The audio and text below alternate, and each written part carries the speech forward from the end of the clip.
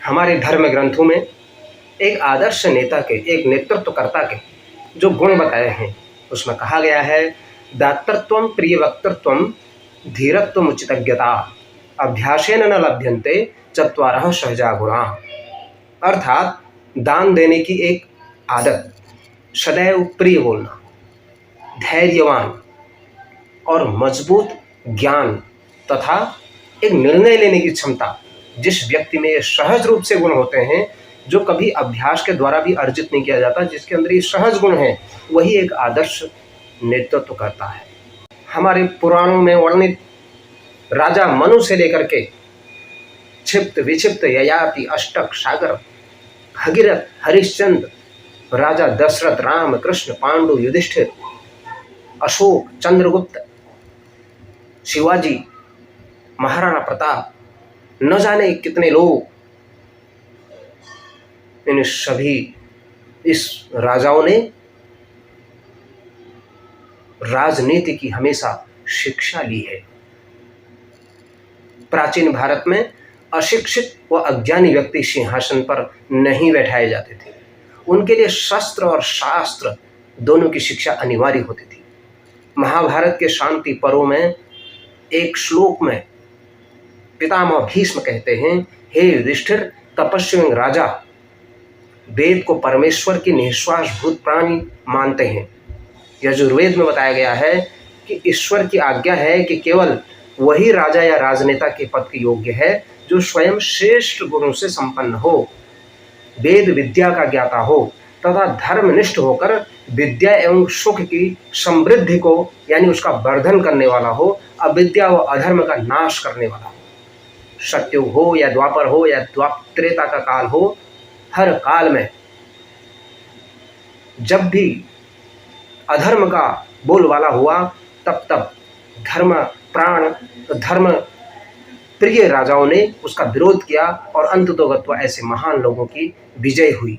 इसलिए जहाँ जहाँ नीति और नैतिकता का पतन हुआ, वहाँ राजनीति का अंत हो गया और ऐसे राजाओं को, ऐसे नेताओं को शासन के योग्य नहीं माना गया है, जो राजशक्ति का दुरुपयोग करते हैं, प्रजा में शत्रुओं का पक्ष लेते हैं, चोर डाकुओं तथा दुष्ट जनों की रक्षा करते हैं और मानवता को सुख शांति प्रदान करने के बजाय उन्हें दुख देते हैं। ऐसे लोग नेता बनने के काबिल नहीं होते हैं। इसीलिए एक आदर्श राजा वह या नेता वह है जिससे गुंडे, दुराचारी, व्यभिचारी और चोर लुटेरे उससे भयभीत रहें और कहीं पर भी आतंक फैलाने से पहले 2 बार सोचें।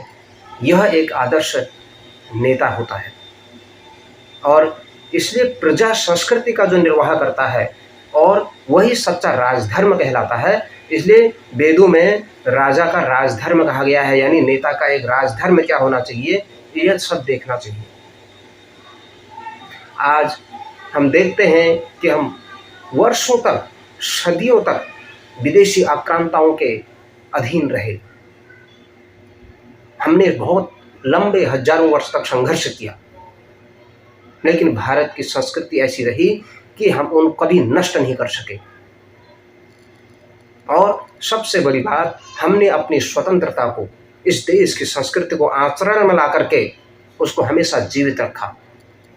जिस संस्कृति में ऐसे न्यायप्रिय और अच्छे नेता हुए जिन्होंने गीता, महाभारत जैसे ग्रंथों का अपने जीवन में उसका उच्चारण किया हो, ऐसे महान व्यक्तित्व ही आदर्श नेता के लायक होते हैं।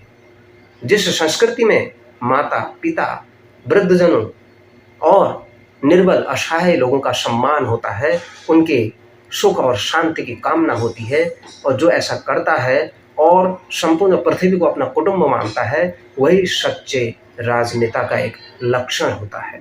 वो जातिवाद, घृणा, भाई भतीजावाद, वंशवाद से हमेशा दूर रहता है, वही एक अच्छा राजनेता होता है। इसीलिए किसी भी नेता को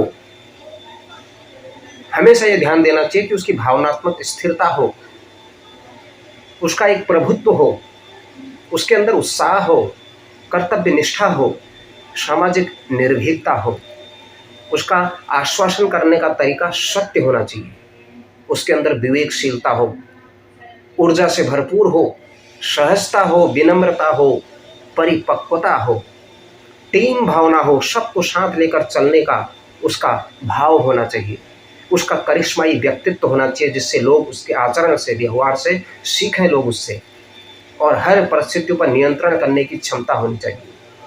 नंबर 1, वह वंशवाद से कोसों दूर होना चाहिए, और अगर उसके अपने भी कहीं गलती करते हैं उनको भी दंड देने का उसको उसमें भी हिचक नहीं होनी चाहिए, और लोगों के मनोभावों को, उसके मनोविज्ञान को समझने वाला हो, और सटीक योजना का प्रबंधन करने वाला हो, और अच्छी योजनाएं बनाने वाला हो, और उसको धरातल पर लागू करने वाला हो, उसका चरित्र आदर्श हो, आत्मविश्वास से लबालब हो, सदा सत्य बोलने वाला हो।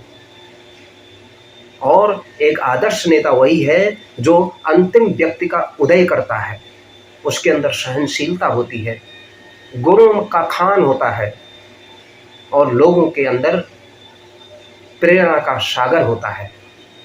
वही एक आदर्श नेता होता है।